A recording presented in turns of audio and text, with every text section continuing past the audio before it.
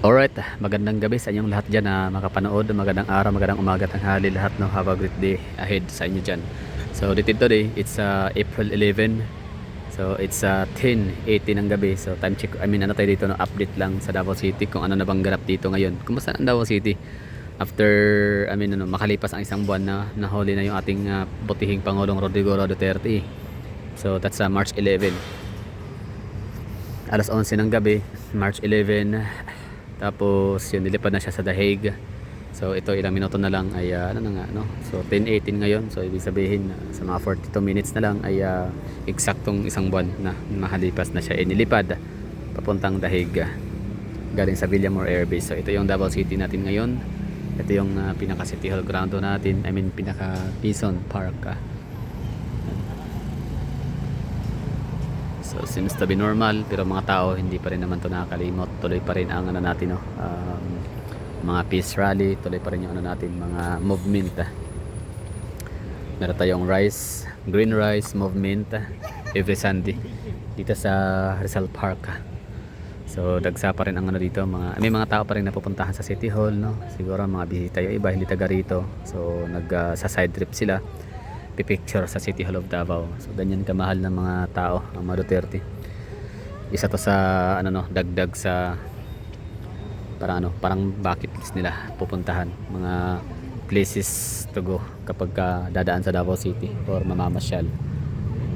Kasi syempre City Hall of Davao, isa yan sa pinaka-iconic na City Hall nga sa Davao City, kasi dyan nagmula, no? Yan ang pinaka-training ground ng mga Duterte family sa politika bago papasok sa national political arena.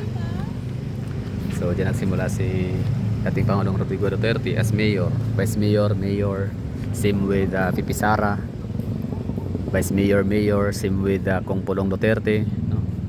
Vice mayor, tas naging representative, same with Basti Duterte, vice mayor, tas mayor, diba? So yun, no? Bali yung mga nabanggit ko na mga pangalan na yun ay may future ho yun talaga sila. May napakalaki ng potential and chance nila na manalo bilang isang presidente ng Pilipinas. Kung sa ngayon, no, sa gato mga panahon ngayon, so far Duterte lang talaga ang pinakamagaling, the best, no? Di kasi natin alam kung meron pa bang isisibol or ipapanganak na mga magaling na politician sa Pilipinas. So although meron akong mga nasilip na potential talaga, tatlo.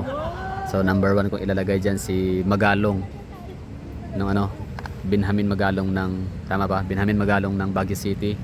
Pangalawa ay si Isko Moreno ng City of Manila, and pangatlo ay itong si Vico Soto ng Pasig City Mayor. So bakit naka-ranking, bakit nakapangatlo lang si Vico Soto, considering na isa siya sa may pinaka magandang performance sa Pilipinas sa mga LGU, sa pagiging mayor. Siyempre bata pa siya, mayroon pa siyang mayroon pang mangyayari tatawagin nating character development. Pwede pa siyang ma-develop, mali natin. Ngayon pure pa siya, di ba? Sa ngayon decisive pa siya masyado. What if kung darating mga time na maimpluwensyahan siya ng mga tao sa paligid niya, na yun ang mangurako to pa man. So kaya siyang maimpluwensyahan. Samantala ito si Magalong, ang nilagay ko sa top 1, number 1, kasi kung makikita mo sa kanya, di ba, napaka mangtas ng ngayon, mangtas, bang mangtas sa Tagalog, di ba? Ruthless na lang, napaka ruthless ng gobyerno natin ngayon, di ba? Imbes na naunahin nila yun ang gumawa ng programa para mapaganda ang livelihood, yung ma-alleviate yung lives of the poorest of the poor, makagawa ng programa para sa lahat, pero ang inauna nila ay atakihin ng mga vlogger, ipapatawag sa Quadcom, ipapa-apology. Alam niyo yon, talagang si VP Sara ipapa-impeach nila, as if kung ma-impeach yung tao bababa ng 20 pesos yung kilo ng bigas, di ba? Yun, no? As if yayaman ng Pilipinas, as if mawawalan ng corruption sa Pilipinas kapag ma-impeach si VP Sara Duterte. Hindi naman kumbaga lang talaga yun, kumbaga offland demolition job lang talaga nila sa mga Duterte family, kasi nga di sila proceed, hindi nila maisakatuparan yung kanilang pangarap sa buhay, na yan nga mananatili sa kapangyarihan habang buhay. Siyempre pagkatapos ni PBBM, yun, papalit ang kanyang pinsan na si Martin Romualdez. Siya yung magiging pangulo. Tapos pag pangulo na si Martin Romualdez, good luck na lang, no? Ano na kaya kahinatan natin sa Pilipinas? Wala na, doomsday na talaga ngayon. Ngayon pa lang doomsday na meron tayo sa Pilipinas. What more kung si Martin Romualdez pa magiging pangulo. After ni Martin Romualdez, syempre sino bang papalit? Asawa niya, 'di ba? Anak niya. Sino pa, pamangkin niya si Sandro, pero I doubt kung papaupuin niya mga Marcoses. I think wala siyang pakialam sa mga Marcoses, no, kasi Romualdez lang naman talaga siya. So maaring kanyang asawa, no, tsaka yung kanyang anak. Kasi ganyan yung kumbaga kasi marami silang pera, mayaman na sila. So ang kanya lang talagang ipoporsyon na lang talaga is yung pinaka higher position. So yun talaga yung pinaka target nila. So that's why Upland demolition job sa mga Duterte family.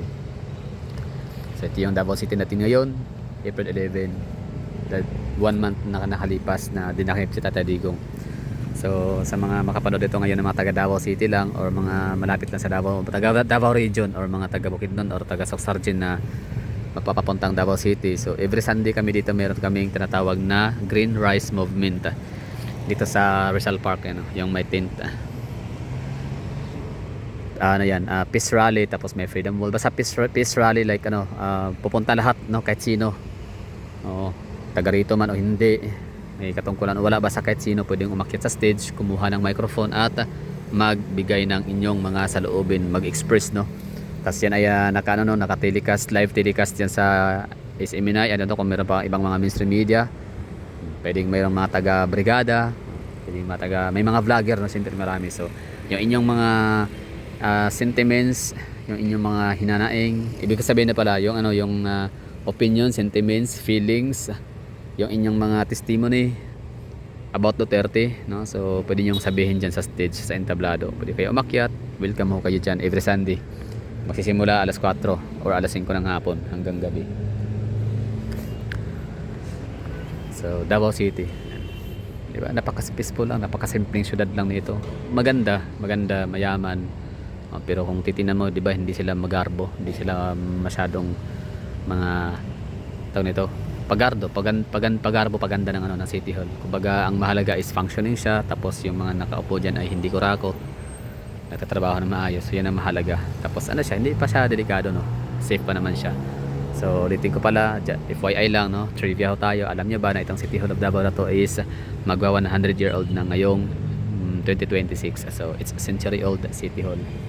So siya lang yata ang merong City Hall sa Pilipinas na ganyan kaluma, no, nananatiling nakatayo, naglast ng 100 years. Kung meron man, let me know in the comment box of City of Manila. Is it Cebu City, Iloilo City, Bacolod? So let me know in the comment box. Cagayan de Oro City, no, Zamboanga City. So anong status ng inyong City Hall? Hindi ba siya nilipat? Kagaya ba sa Davao City na kung saan siya nakatayo dati hanggang ngayon andyan pa rin siya? At yan talaga yung kanyang pinaka-structure, pinaka-design. Parang dinagdagan lang ng mga panibagong mas malalakas, mas matitibay na pilar. So yan, Davao City, the humble home of the Duterte family. So okay na tayo dito, no? So nakapag-vlog. So it's Davao City right after mahuli or makidnap si Tatay Digong 1 month na nakalipas.